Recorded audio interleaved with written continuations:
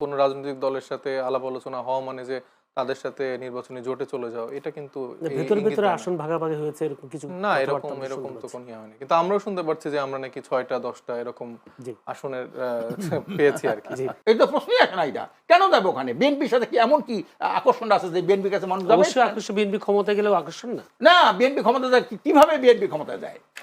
BNP ক্ষমতায় যায় কিভাবে? আজকের যারা যে কাম আওয়ামী লীগ করেছে, আওয়ামী লীগ ক্ষমতাচ্যুত হলো কেন? বলেন আপনি। বিএনপি ক্ষমতায় যাবে না কেন? হ্যাঁ? যাবে না কেন? যাবে না অনেকগুলো কারণ। এক নম্বর হলো তারা ৫ই আগস্টের পরে তারা চাঁদাবাজি, হ্যাঁ, তারা দখলবাজি যা করেছে এবং আওয়ামী লীগের বিভিন্ন প্রতিষ্ঠানগুলোকে যেভাবে তারা নিয়ন্ত্রণ নিয়েছে, এর মধ্যে জরিপে আসে প্রায় ৭০ থেকে ৮০% তারা এই কাজটা করেছে। আজকের ফুটপাতের চাঁদাবাজি কারা করে? বিএনপি করে। আমাদের সাথে তার একটি বন্ধুত্বপূর্ণ সম্পর্ক আছে। কিন্তু এনসিপির সাথে এই রাজনৈতিক দলের সাথে তার কোনো সম্পর্ক নেই।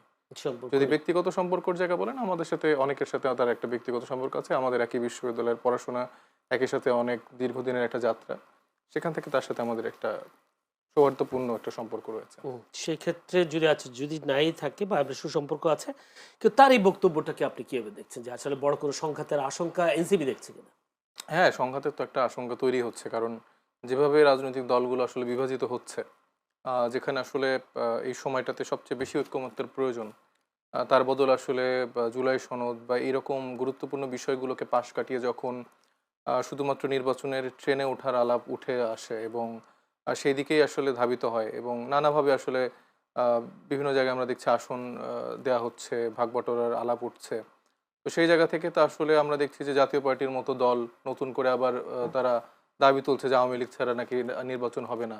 এই আলাপগুলো উঠছে কিভাবে? এই আলাপগুলো উঠছেই তো আসলে আমাদের মধ্যে বিভাজনগুলো তৈরি হওয়ার ফলে।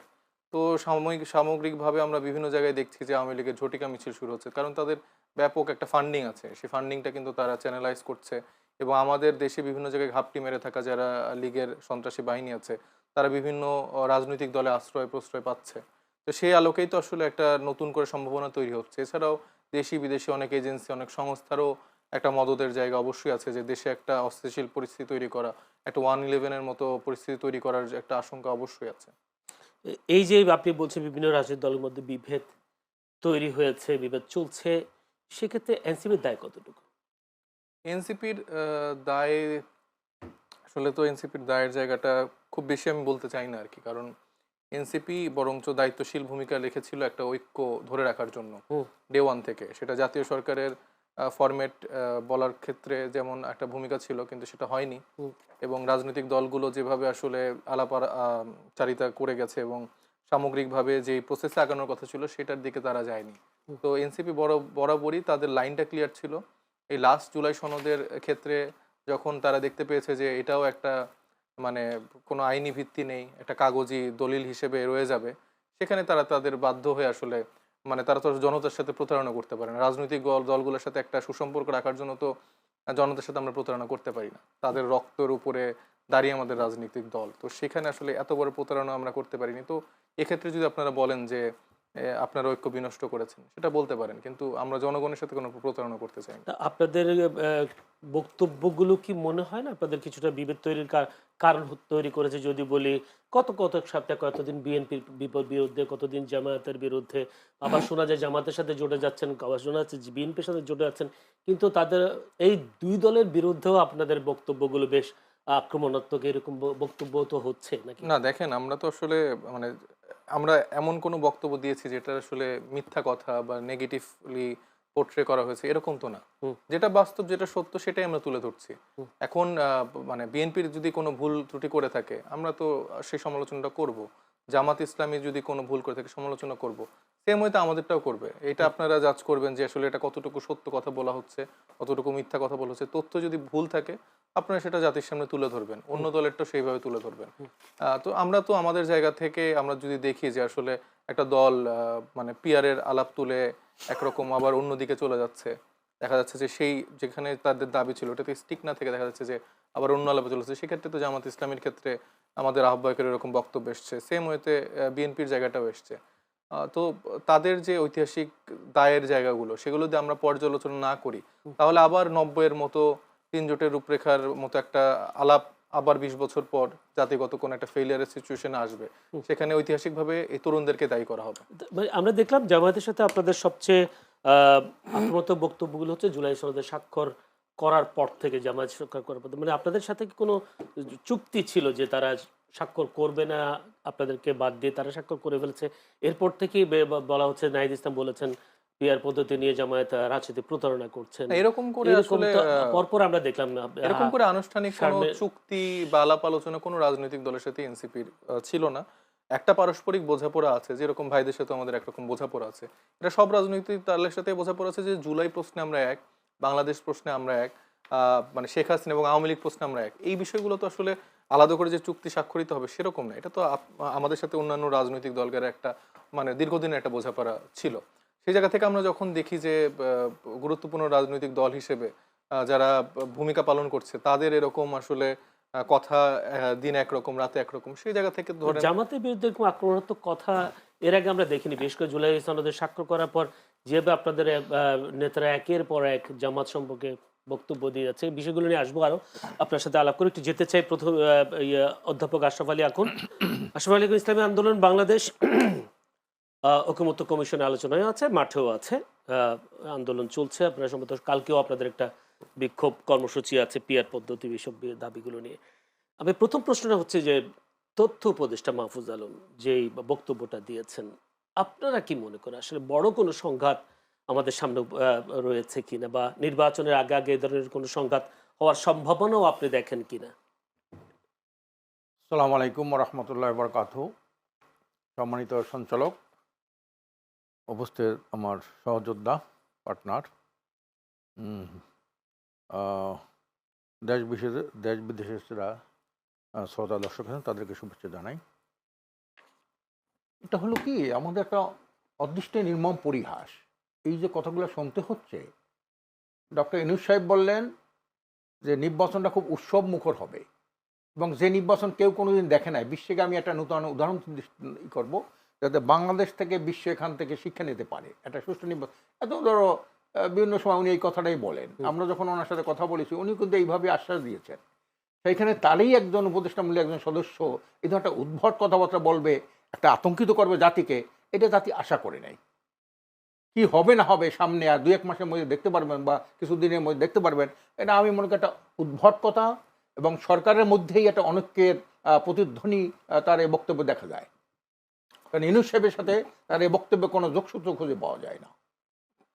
আমি মনে করি, আমি যদি একটু বলি, সংঘাতের পথটা কি আপনারা তৈরি করছেন কেন রাজনৈতিক দলগুলো? না, এটা উনি যেহেতু আপনার, আমি এক প্রশ্ন শেষ করি, আপনারা ঐকমত্য কমিশনের বৈঠকেও আছেন, আবার বিভিন্ন দাবি নিয়ে রাজপথেও আছেন, দেশটাকে উত্তাল করার জন্য, উত্তেজনা করবার জন্য, এই বিষয়গুলো কারণে কি বলা হচ্ছে? আমরা এটা চাই নাই।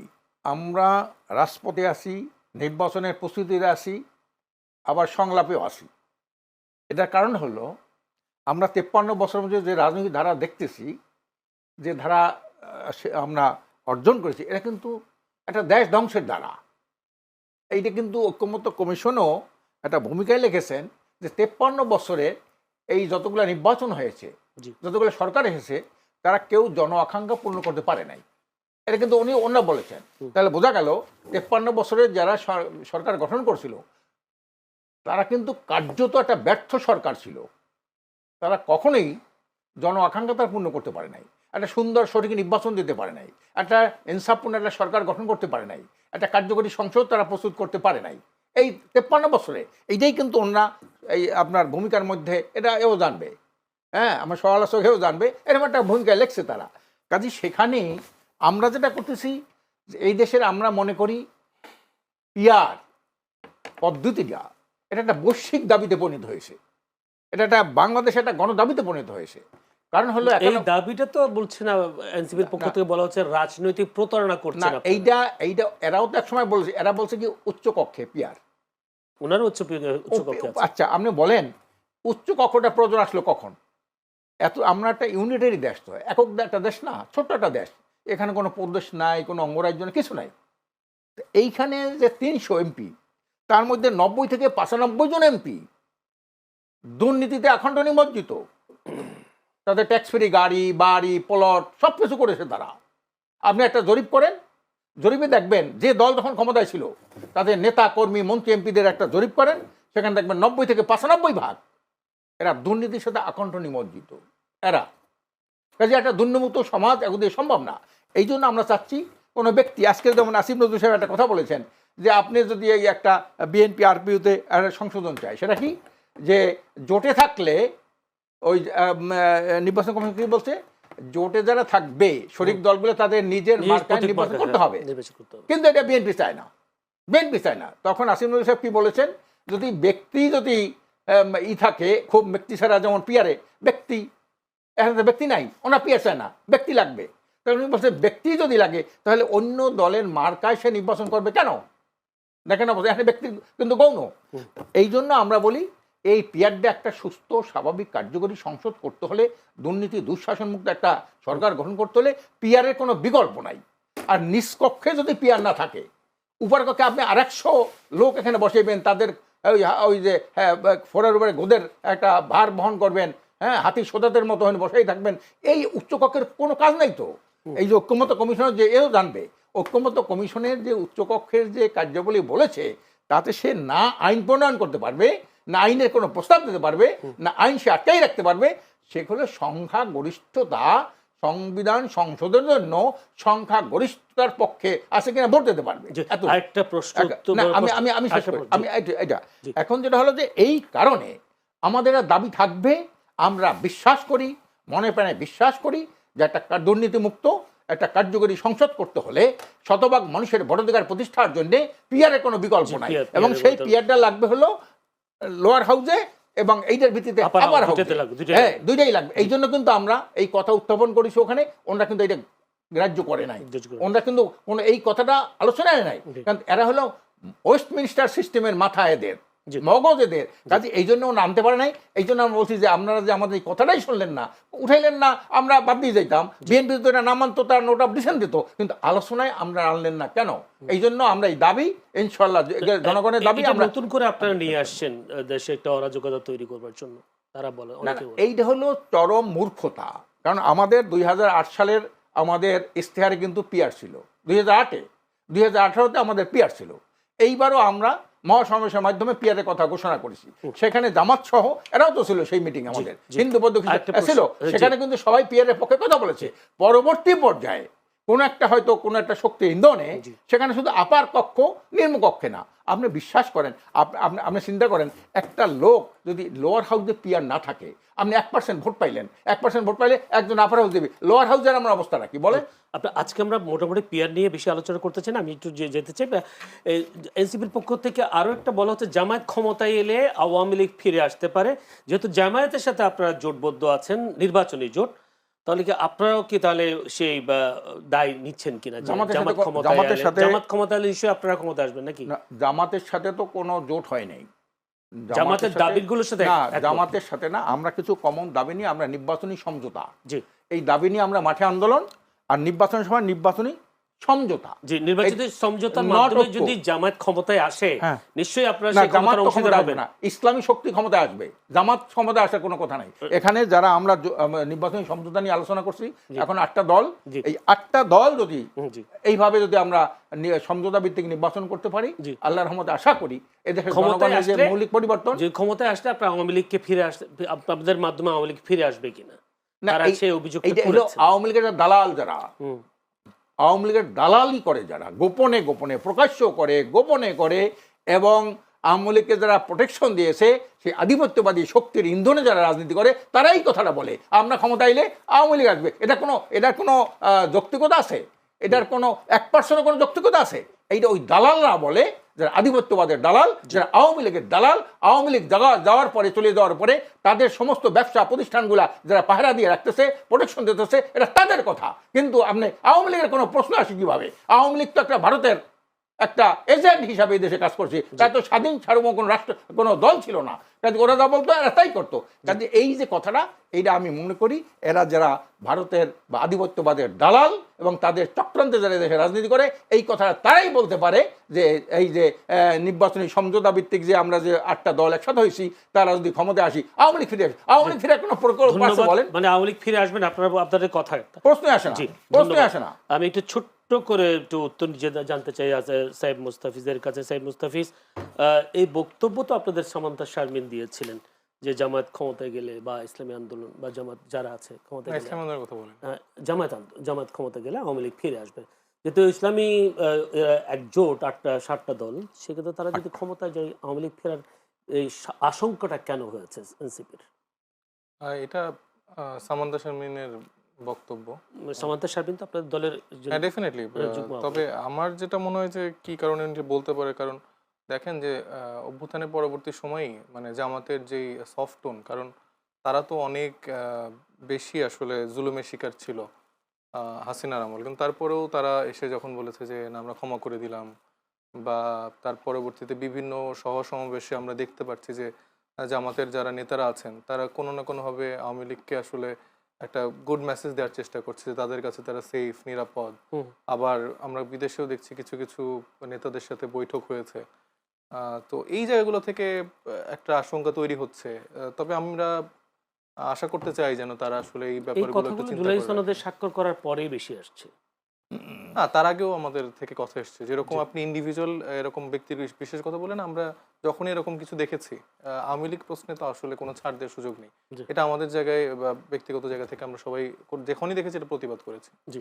বিএনপি ও জামায়াত ইসলামীর সঙ্গে নিজেদের পার্থক্য বোঝাতে গিয়ে দুই দলকেই কথায় বেরিয়েছেন জাতীয় নাগরিক পার্টির মুখ্য সমন্বয়ক নাসিরউদ্দিন পাটোয়ারি। নাসিরউদ্দিন পাটোয়ারি অভিযোগ করেছেন, গত 52 বছর বিএনপি গণতন্ত্রের কথা বলে বাংলাদেশের জিয়াতন্ত্র কায়েম এবং জামায়াত ইসলামী ইসলামের কথা বলে মৌদুদি তন্ত্র কায়েমের চেষ্টা চালিয়েছে। অথচ আবার দেখা গেল মিয়া গোলাম পরোয়ার, জামায়াত ইসলামী মিয়া গোলাম পরোয়ার বলছেন যে এনসিপি হলো তাদের সন্তান, অর্থাৎ তারা জন্ম নিয়ে বাপের সাথে পাল্লা না দিতে বলেছেন। তাহলে কোনটা সত্য? আসলে মিয়া গোলাম পরোয়ারের কথা সত্য না নাসিরউদ্দিন পাটোয়ারির কথা সত্য? মিয়া গোলাম পরের কথা তো ডেফিনেটলি সত্য না। কারণ দেখেন অভ্যুত্থানের পরবর্তী সময় থেকেই যারা আছেন বিএনপি, জামাত বা যতগুলো রাজনৈতিক দল, স্টেক হোল্ডার আছেন, তারা বিভিন্নভাবে আসলে এটাই স্ট্যাবলিশ করার চেষ্টা করেছে যে এই সন্তানগুলো আমাদের, বা আমরা এদেরকে কোনো না কোনোভাবে নার্চার করেছি, বা এদের পিছনে বিএনপির কোন নেতাকে বলতে শুনিনি এরা আমাদের থেকে জন্ম নিয়েছে, তোমরা বাপের সাথে পাল্লা দিতে এসো না।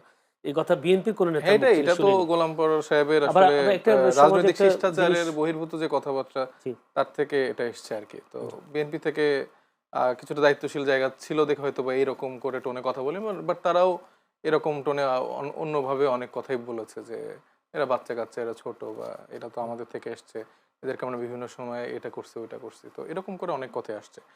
এখন দেখেন যে মানে আমরা তাদের সবাইকে শ্রদ্ধা করতে চাই, কারণ বিগত সময় তাদের সবারই কোনো না কোনো ভূমিকা ছিল, কিন্তু তারা এই সময় এসে যদি আসলে আরেকটা গ্রুপকে ছোট করে দেখে, হেয় করে দেখে, এটা দুঃখজনক। কারণ এই সময় আসলে বয়স মানে এই ব্যাপারগুলোকে আসলে ম্যান্ডেটরি করা উচিত না। কারণ এনসিপি কি জামায়াত ছোট করে দেখেছেন এরকম কোন বক্তব্য কি আপনার কাছে আছে? এই যে এনসিপি যে বক্তব্যগুলো দিয়েছে সেই বক্তব্যের জবাবে তিনি এই কথাগুলো বলেছেন মিয়া গোলাম পরোয়ার। এনসিপি দেখেন এনসিপি রাজনৈতিক বক্তব্য দিয়েছে। এনসিপির রাজনৈতিক বক্তব্যকে আমরা এক্সপেক্ট করি যে রাজনৈতিক দলগুলো রাজনৈতিকভাবে ডিবাঙ্ক করবে। জি। এখন যদি নাহিদ ইসলামের আমাদের আহ্বায়কের যদি বক্তব্যতে সেটা নিয়ে আলোচনা করতে পারতেন, তার কাছে ওইরকম উত্তর নেই। মানে অ্যাকচুয়ালি যে এই ব্যাপারে তার উত্তর নেই দেখি তো সেটা এই কথা বলেছে। আপনি শুনেছেন তার বক্তব্য এই রিলেটেড আর কোনো কথা আছে? সে ডিরেক্ট এটা দিয়ে আক্রমণ করেছে। তো এখানে তো আসলে বোঝাই যাচ্ছে যে কে আসলে মানে চাইল্ডিশ তার মানে বা তাদের কার কাছে বক্তব্যের ম্যাচুরিটি জবাব কম। না থাকা মানে তারা রাজনৈতিক প্রতারণা করেছেন, বিষয়টা এমন? হ্যাঁ, তারা রাজনৈতিক প্রতারণা তো করেছে। আপনি তো এটা তো আমি অবশ্যই এখনো বলবো যে তারা রাজনৈতিক প্রতারণা করেছে। কারণ জুলাই তো আমাদের কাছে একটা বড় বিষয়, এবং আমরা আসলে রাজনীতিতে জুলাইয়ের উপরে এসেছি।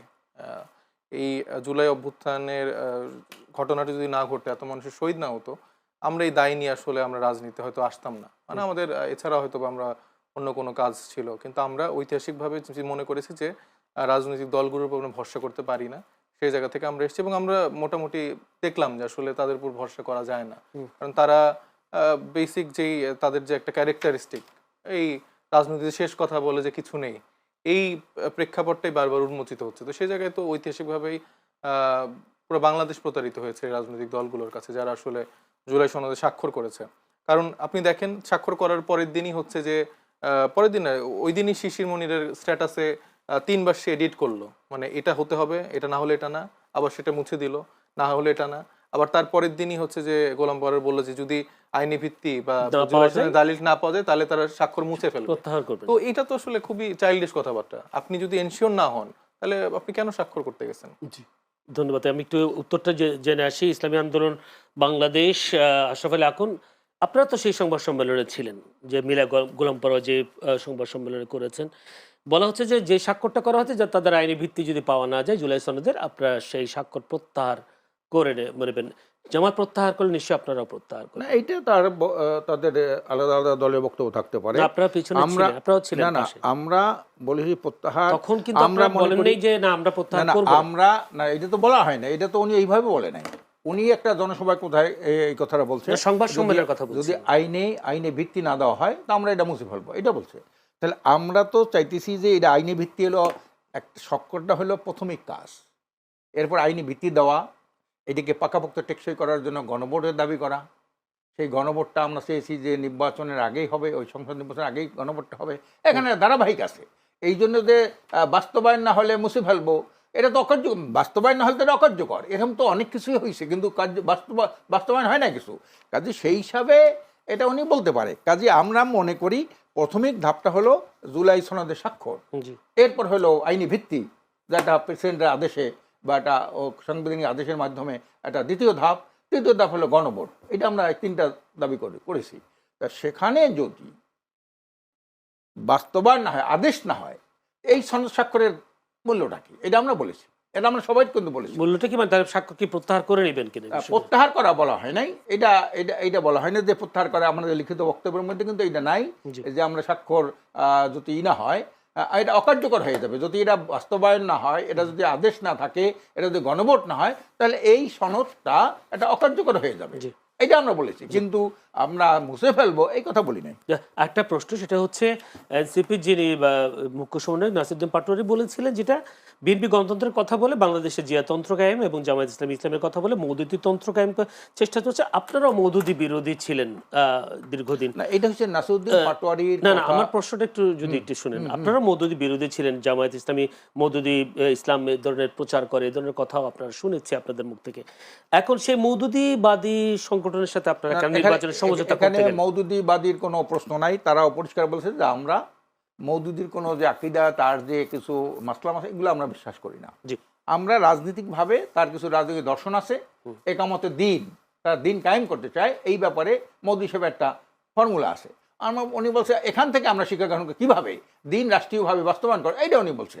এই কারণে জিয়ার যেখানে সে থাকবে, কিন্তু এক ফ্যাসিস্ট বিদায়ের পরে আর এক ফ্যাসিজম এদেশে কায়েম হতে না পারে। এখানে ফ্যাসিস্টে বারবার ফ্যাসিস্টের পতন হয়, কিন্তু ফ্যাসিজমের পরিবর্তন হয় না। ফ্যাসিজম থেকে এখন যেমন ফ্যাসিজম আছে, এখন দেখেন আপনার বিএনপি যেয়ে বললো যে উপদেষ্টাদের মধ্যে জামাতের লোক আছে, প্রশাসনের মধ্যে জামাতের লোক আছে, আবার জামাত যেয়ে বললো এর মধ্যে বিএনপির লোক আছে। 70 থেকে 80% প্রশাসন পুলিশেরা বিএনপির লোক। এই বললেন, এই যে বললে আসলেন না, ঠিক না? এটা দুই পক্ষেই কিন্তু বলা বলি শুরু হইলো।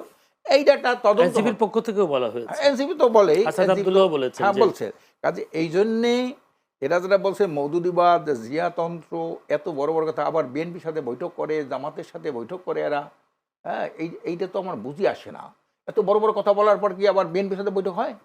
জিয়াতন্ত্র কায়েম করতে চায়, আবার মওদুদিবাদ এইটার সাথে আপনি চিন্তা করেন, এটা বিএনপির সাথে তারা বৈঠক করে, আবার কি আবার জামাতের সাথে বৈঠক করে, এরাই করে। কি জন্য করবে এটা? হ্যাঁ, কি জন্য করে?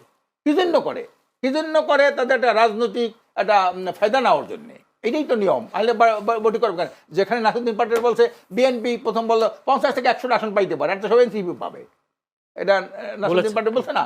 আবার সেই দলের সাথে কেন তারা সংলাপ করে, কেন তারা একের পর এক বৈঠক করে বলেন? আর যদি মওদুদিবাদ কায়েম করতে চায়, হ্যাঁ, জামাতের সাথে বা এরা বৈঠক করে কিভাবে? এক একজন একটা গ্রুপ এক এক দলের সাথে যায়, সবাই কিন্তু এটা অনেকটা বহুজাতিক পার্টির মতো। একদল বিএনপির দিকে, একদল জামাতের দিকে, একদল নিজেরা সংগঠন করতে চায়। বহুজাতিক পার্টি, শক্তিশালী করতে চায়। হ্যাঁ, বহু দলীয় চিন্তা এটার মধ্যে আছে। যেহেতু বিভিন্ন দল থেকে এখানে লোক জড়ো হয়েছে না, কাজে এখান থেকে কিন্তু মূল কথা বাইর করা খুব মুশকিল। একজন আরেকজনের বিপরীত কথা বলে, একজন আরেকজনের বিপরীতে কথা বলে এরা। হ্যাঁ, এটা তো কথার কোনো ঐক্যতা নাই, এই কথার কোনো একমত নাই, এরা সবসময় কথা বলে। বিএনপির সাথেও যায়, জামাতের সাথেও বসে, আমাদের সাথেও তো বসে, আমাদের সাথেও তো বসে বহু মতের দল এনসিপি, এবং এইটাকে ওরা বলে জামাতের পক্ষে, কেউ বিএনপির পক্ষে, কেউ নিজেরা নিজেদের সংগঠন। না, এইটাকে বলে এইটাই নাকি ভিন্ন মত থাকে, এইটাই গণতন্ত্রের সৌন্দর্য। ওরা একটা নতুন একটা শব্দ আবিষ্কার করছে, এটা গণতন্ত্রের সৌন্দর্য। এই গণতন্ত্রের সৌন্দর্য লিয়া বিএনপির দিকে যায় একবার, জামাতের দিকে যায় একবার, আমাদের সাথে বসে একবার, এইটাই নাকি এক এক ধরনের কথা বলে। আমি একটু উত্তরটা শুনে আসি।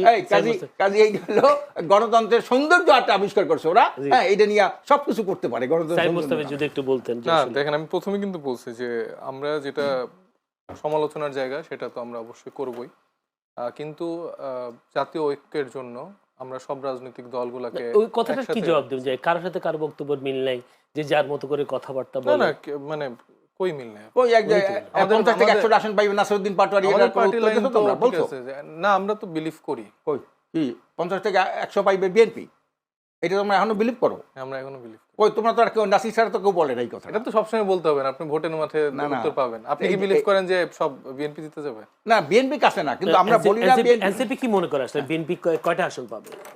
এই ধরেন, মানে আমি যেটা বলি, ধরেন এনসিপি তো অফিসিয়ালি এখনো এই রিলেটেড কোনো বক্তব্য দেয়নি, তো আমি ওইটা বলতে পারবো না। আমি যেটা মনে করি যে যত দিন যাচ্ছে বিএনপির ভোট তত কমছে আর কি। তো সেই জায়গায় ধরেন যে যারা ভালো কাজ করছে, যারা আসলে রাজনীতিটা জনগণের জন্য করছে, এরকম না যে আজকে এই সমস্যাটা আমরা দেখলাম, দেখে বললাম যে যেটা আসলে এখনই সমাধান করা সম্ভব। আপনি জানেন এমপিওভুক্ত শিক্ষকদের একটা সমস্যা চলছিল, বিসিএস যারা পরীক্ষার্থী তাদের পরীক্ষা নিয়ে একটা সমস্যা চলছে। তো দেখা যাচ্ছে রাজনৈতিক দলগুলো আসলে বিগত সময়ে এরকম করে একটা চর্চা করে এসেছে যে বলে যে আমরা ক্ষমতায় আসলে আপনাদের এই সব দাবি পূরণ করা হবে, এটা করাবো এটা করাবো, এই নিয়ে একটা রাজনীতি করে। কিন্তু দেখেন, আমরা কিন্তু চেষ্টা করছি যে আমাদের কাছে যতটুকু সুযোগ আছে আমরা সেই দাবিগুলো নিয়ে সরকারের কাছে উত্থাপন করছি। যদি মানে আসলে সুযোগ থাকে বা আসলে ঠিকঠাক হয়, তাহলে এটা এখনই পূরণ করে দেওয়া হবে না কেন? তো রাজনীতিটা আমরা এভাবে করছি। এটা অনেকের কাছে মনে হচ্ছে যে এদের রাজনীতি ঠিকঠাক করে হচ্ছে না, কিন্তু আমরা মনে করি যে আমাদের রাজনীতিটা আসলে এটাই, এবং মানুষ এই রাজনীতিটাকেই একসেপ্ট করছে। মানে গণতান্ত্রিক সৌন্দর্য যেটা বলছেন, সেই জায়গা থেকে মানুষ আমাদেরকে সেই ভালোবাসাটা দিতে পারে, চাইলে ধরেন যে অল আউট আমাদেরকে জিতিয়েও দিতে পারে। আমরা জনগণের প্রতি আস্থা রাখতে চাই। আমার আরেকটা প্রশ্ন, সেটা সাইদ মুস্তাফি, সেটা হচ্ছে আপনি নিজেই বললেন যে বিএনপির দিন যত যাচ্ছে বিএনপির জনপ্রিয়তা কমছে, ভোট কমছে, এরপরেও কেন এনসিপি বিএনপির সাথে জোট করতে যাওয়ার জন্য আকাঙ্ক্ষা বোধ করছেন? এটা তো মিডিয়াতে প্রচার আছে যে আসলে, আবার যদি একদিকে বলছেন বাংলাদেশে জিয়াতন্ত্র কায়েম করেছে যে বিএনপি, সেক্ষেত্রে একটু পরস্পর বিপরীতমুখী হয়ে যাচ্ছে কি না? দেখেন, আমরা আমাদের স্বতন্ত্র রাজনীতিটাই করছি। এখন কোন রাজনৈতিক দলের সাথে আলাপ আলোচনা হওয়া মানে যে তাদের সাথে নির্বাচনী জোটে চলে যাও, এটা কিন্তু ভিতরে আসন ভাগাভাগি হয়েছে এরকম কিছু না, এরকম তো কোনো ইয়ে হয়নি। কিন্তু আমরাও শুনতে পাচ্ছি যে আমরা নাকি 6টা 10টা এরকম আসনের পেয়েছি আর কি। তো দেখেন, মানে আমি যেটা মনে করি যে এনসিপির রাজনীতিতে আমি বললাম যে অল আউট একটা জয়ের সম্ভাবনাও আছে, যে সেটা মানুষের উপর ডিপেন্ড করে। আবার আমি মনে করি যে আমাদের যদি একটা আসন আমরা পাই, সেটা আমাদের জন্য অনেক বড় পাওনা। আমরা ওই একটা আসন দিয়েই আমরা মানুষের জন্য রাজনীতি করে যেতে চাই। সেটা হয়তো মানুষ ভালোবাসা পেলে সেটা একসময় 300 হতে পারে। তো এইটাকে আমরা এই আইডিয়ালতে বিলিভ করি। কিন্তু এখনই একটা বড় কোনো রাজনৈতিক দলের সাথে যে তার সাথে জোট করে আসলে সেটাতে কিন্তু আমাদের একটা ব্যাগেজও টানতে হবে। কারণ আমরা যাদের সমালোচনা করছি, যাদের চাঁদাবাজি নিয়ে কথা বলছি, দুর্নীতি নিয়ে কথা বলছি, তখন তো আমাদের মানুষ বলবে যে আপনারা তো তাহলে সমানভাবে ভাগীদার। তো এই অনেক বিষয় থাকে। তো সেই জায়গাগুলো, যে বক্তব্য, সেই বক্তব্যকে আসলে দলের বক্তব্য নাকি উনি যেন বলছিলেন যে কেউ এই পদে এই পক্ষে বলেন, কেউ এই পক্ষে বলেন, সেরকম আমাদের কাউকে জিজ্ঞেস করে তখন সে কি বলবে কিনা যে এটা সাইদ মুস্তাফিজের বক্তব্য? না, এটা ওভারঅল আমি আমাদের দলের পার্সপেক্টিভ থেকেই বললাম। আর নাসির ধরেন যে একটু আলাদা করে অনেক সময় বলে, সেটা অনেক সময় পার্টি লাইন হয় না। কিন্তু এছাড়া ধরেন আমাদের বাকি যারা আছেন, উনি তো একদিন বলছেন না, উনি তো প্রায় বলে থাকেন। এক্ষেত্রে এনসিপি যারা কমিটিতে তারা কি সিদ্ধান্ত দেয় তার এইসব বক্তব্যগুলোকে? বললেন 300 আসন 100 আসন পাবে, এরপরে সালাউদ্দিনকে নিয়ে একটা বক্তব্য দিয়েছিলেন, মন্তব্য করেছেন। আমরা চেষ্টা করি যেন রাজনৈতিক সৌন্দর্য বা রাজনৈতিক শিষ্টাচারের জায়গাটা যেন আমাদের প্রত্যেকটা সদস্য যেন নিশ্চিত করতে পারে, সেটা নিয়ে আমাদের আলাপ আলোচনা হয়, সেটা নিয়ে কথা হয়। তারপরেও দেখা যায় যে দিন শেষে অনেক সময় অনেকের বক্তব্য আসলে অনেক মানে দলকে আসলে ব্যাপারটা ব্যথিত এমন করে। কিনা যে আসলে কেউ কাউকে মানছেন না, বিষয়টা এমন না না না, ডেফিনেটলি এরকম না। না? যদি তাই না হয় তাহলে আপনাদের সম্ভবত একটি যে সম্মেলন যেটা হলো শুক্রবার, সেখানে আমরা দেখলাম বেশ আলোচিত হাতাহাতি সংঘর্ষের একটা ঘটনা ঘটেছে। হ্যাঁ, কেন এটা ওইটা হচ্ছে? হাতাহাতি ঘটেছে হচ্ছে যে ওইখানের ২টা ওয়ার্ডের যারা কর্মী ছিল তাদের মধ্যে একজনের সাথে আরেকজনের দেনা পাওনার সম্পর্ক ছিল। ওইটা রিলেটেড তাদের মধ্যে একটা হাতাহাতি হয়েছে। এটা তাৎক্ষণিকভাবে এটা সমাধান করা হয়েছে, কিন্তু এটা এমন না রাজনৈতিক বা অভ্যুত্থানের একটি নতুন দলের মাঝে এরকম কি মানুষ আশা করেছে? জনগণ, এটা তো হতেই দেশের পারে ভাই। জনগণ আশা এখন করেছে আমার সাথে কারো একটা যে টাকা যদি নিয়ে বলি ঝামেলা থাকলে এটা তো অনেক সময় হতেই পারে। এটা পরিবারের মধ্যে আপনাদের ঝামেলা ঝগড়া হয় না? সেটা তাও দলীয় যেটা একটা আওয়ামী লীগ প্রোগ্রামে। সবসময় বলতো যে আওয়ামী লীগের সাথে কোনো গন্ডগোল হলে কোনো দলের বলে বিচ্ছিন্ন একটি ঘটনা ঘটতে না না, বিচ্ছিন্ন ঘটনা। আমি তো হতেই তো পারে আমি তো এরকম আপনার বিষয়। কাছে ডিরেক্ট স্বীকার করলাম যে এরকম একটা ঘটনা ঘটেছে এবং এই প্রেক্ষিতে ঘটেছে। আপনারা তদন্ত করতে পারেন যে আসলে মূল ঘটনা কি। জি। আমি আরেকটা বিষয় উল্লেখ করতে চাই যে আজকে হচ্ছে যে মানে একটা দুর্ঘটনা ঘটেছে মেট্রো রেলের জি। বিয়ারিং প্যাড পরে একজনের একজন লোক মৃত্যু মারা ঘটেছে। গেছে। তো এটা আসলে খুবই দুঃখজনক। আমার মনে হয় যে এই বিষয়গুলো নিয়ে আলোচনা হওয়া উচিত টকশোগুলোতে। কারণ আমরা প্রায় সময়ই অনেক সময় অনেকে বলছে যে অনেক উন্নয়ন দেশে হয়েছে, এই মেট্রো রেল, এই পদ্মা সেতু, কিন্তু এগুলো যে আসলে খুবই নিম্নমানের জিনিস দিয়ে আসলে বানানো হয়েছে এবং এখানে যে অনেক টাকা লুটপাট করা হয়েছে, যেই নির্মাণ খরচ হওয়ার কথা ছিল তার থেকে কয়েকশো গুণ নির্মাণ খরচে যে আসলে এগুলো নির্মিত হয়েছে এবং যেসব প্রতিষ্ঠানকে আসলে এই কাজগুলো দেওয়া হয়েছে সেটাও আসলে দেখা গিয়েছে যে নিজেদের পছন্দ মতন লোকজনকে দিয়ে এগুলো করা হয়েছে। সাইদ তো মুস্তাফি ৫ আগস্টের পরে টকশোগুলোতে এইসব বিষয়গুলো নিয়ে আলোচনা হয়নি? আপনারাও তো আলোচনা করেছেন, আমরা আলোচনা করেছি। না, আমরা এই এই যে আলোচনাগুলো ৫ দেখছি না আগস্টের খুব পরে একটা। যে আওয়ামী লীগের যে লুটপাটের খবর, আমি নিজে আমার এই টকশোতে প্রচুর আজকে আলোচনা আজকে করি। তো তাহলে আমাদের এই বিষয়টা নিয়ে আলোচনা করা উচিত এই ছিল। এটা বিষয়টা তো আজকে জি, গুরুত্বপূর্ণ ছিল। অবশ্যই গুরুত্বপূর্ণ। অবশ্যই একজন লোক মারা গেছেন, যার গেছেন তার তো অবশ্যই এবং উচিত। আমরা কি করি, মোটা দাগে আমরা তাদেরকে একটা ক্ষতিপূরণের দাবি করি, এটুকুই। কয়েকদিন আগে হচ্ছে যে এই যে বিমান দুর্ঘটনা ঘটলো, বাচ্চাগুলো মারা গেল, কিন্তু এর পেছনে রুটে আসলে কি প্রবলেম এগুলো নিয়ে আমরা আসলে আলোচনা আপনি করি। সাইদ মুস্তাফি কেবল শুধু একজন লোক মারা গেছেন এই বিষয় নিয়ে আজকে বলছেন, কিন্তু জুলাই যোদ্ধারা যে তাদের অধিকার আদায়ের জন্য যে একটা আন্দোলন করছে, যে আপনারা যে জুলাই আন্দোলনের বড় স্টেক হোল্ডার, সেক্ষেত্রে আপনাদের বিরুদ্ধে তো তাদের অভিযোগ আছে জুলাই যোদ্ধারা। কই, আমরা তো এই জন্যই তো জুলাই সনদ স্বাক্ষর করলাম না। ওইখানে তাদের কোনো কিছু তাদের লেখা ছিল না তাদের জন্য সরকার কি করবে, তাদের পুনর্বাসনের ক্ষেত্রে কি করবে। একটা রাজনৈতিক দল হিসেবে তো তাদের সেই সক্ষমতা নেই যে তারা আসলে সবাইকে পুনর্বাসন করবে, আর্থিকভাবে সেই সুযোগটা করে দিবে। আমরা তো এরকম ধনী কোনো রাজনৈতিক তাদের দল না। নেতৃত্বে তো তাদের জন্য তো আমরা ফাইট করছি। কে বললো আমরা তাদের জন্য জুলাই যোদ্ধা যারা ওই দিন সংসদ ভবন এলাকায় গেছেন, আপনাদের এনসিপির কেউ ছিল সেখানে? এখন দেখেন, ওটা তো আমরা তো একটা রাজনৈতিক দল। এখন রাজনৈতিক দল হিসেবে আমরা ঐক্যমত্য কমিশনে আলোচনা করছি, তাদের দাবি আদায়ের জন্য কাজ করছি। এখন আমরা টেবিল যেখানে আলোচনা হচ্ছে সেখানে তো আমরা হুট করে মাঠে চলে যেতে পারি না। জুলাই যোদ্ধারা সেখানে আসলে না পেরে আমরা যখন দেখলাম যে তারা দেখলো যে আসলে এই আলোচনাটা তারা গৃহীত করেনি, তারা তখন বাধ্য হয়েছে যে তারা বাধ্য হয়েছে বা তাদের আপনাদের আপনারা তাদের কাছে গিয়ে শোনেন, আপনাদের তারা প্রতিও এখন আস্থা তাদের নেই। না, সে কারণে ডেফিনেটলি আছে। আমাদের জুলাই যোদ্ধাদের সাথে সবার সাথে রেগুলার কমিউনিকেশন হয়, তারা তাদের আক্ষেপের কথাগুলো আমরা জানাই, আমরা চেষ্টা করি তাদের সেই আক্ষেপগুলো নিয়ে কাজ করার জন্য। আমরা তো বারবার বলছি যে এই শহীদের রক্তের উপরে এই এনসিপি গঠন হয়েছে। ধন্যবাদ আপনাকে। একটু যেতে চাই আশরাফ আলী, এখন আপনি কি মনে করেন এই যে জুলাই, যে ভাই যেহেতু তুলেছেন বিষয়টা, জুলাই যোদ্ধারা যা শহীদ পরিবারগুলো সেদিন আন্দোলন করলো, যেদিন স্বাক্ষর হলো, সেই যোদ্ধাদের পক্ষে আমরা কথা বলতে কাউকে দেখলাম না। আমরা বিষয়টা কি আসলে, যেই যোদ্ধারা আমাদেরকে, আপনারাই বলেন, রাজনীতিবিদরাই বলেন, আমাদের কথা বলার সুযোগ করে দিয়েছেন, স্বাধীনতা দিয়েছেন, সেই জুলাই যোদ্ধারা কেন রাজপথে তাদেরকে আওয়ামী ফ্যাসিস্ট বলে অভিহিত করা হয়েছে। তো বলছে আওয়ামী ফ্যাসিস্ট বললে আওয়ামী লীগ ফ্যাসিস্টটা এর মধ্যে ঢুকে গেছে, এই আন্দোলন করছে, এত বিএনপির পক্ষ থেকে একজনে বলেছে, এই পরে আবার ভুল স্বীকার করেছে যে না, এটা এইভাবে না, এইভাবে না। তাদের ব্যাপারটাই তো আমরা সর্বোচ্চ অগ্রাধিকার দিছি যে যারা শহীদ পরিবার হয়েছে তাদেরকে এককালীন অনুদান এবং তাদের মাসিক ভাতা, তাদের পরিবারকে যারা আহত হয়েছে তাদের চিকিৎসা এবং তাদের ভাতা, এই কথাটা কিন্তু আমরা বলেছি, এগুলো আমরা বলেছি, সবসময় বলতে থাকি। পিয়ার নিয়ে আপনারা যেভাবে সরব, এই জুলাই যোদ্ধাদের অধিকার ব্যাপারে সেরকম হলো একটা নীতি নির্ধারণী ব্যাপার। আর জুলাই যোদ্ধাদের এটা নিয়ে আলোচনাই হয়েছে, এটা নিয়ে এরা তো ওই যে জুলাই যোদ্ধাদের জন্য ফাউন্ডেশন করছে, আবার এটা থেকে তারা বাদ গেছে। হুম। জুলাই ফাউন্ডেশন করছে না, একটা জুলাই কি এই, যারা হয়েছে আহত নিহত তাদের একটা ফাউন্ডেশন করছে না, এটা সার্জিস আলম এটা প্রধান ছিল না, জি। এত করছে তো, আমরা এটাকে সমর্থন জানাইছ তো, এবং বারবার তো বলছি তাদের এইভাবে স্বীকৃতি, তাদের সহযোগিতা করা, সব জায়গায় তো আমরা এটা বলি, সব জায়গায় তো বলি এটা। কিন্তু সেখানে এরপরে তো আবার ওইটা আবার তাদের কি কি করবে এইটা তারা আবার করেছে, ওইটার সাথে ইনক্লুড করেছে, এটা সংশোধন নিয়ে আসছে ওই দিনেই, ওই দিনে নিয়ে আসছে। কিন্তু এটা ঐকমত্য কমিশনে আপনারা কেন সংশোধন করতে পারলেন না? না না, ঐক্যমত্য কমিশন তো স্বাধীন না।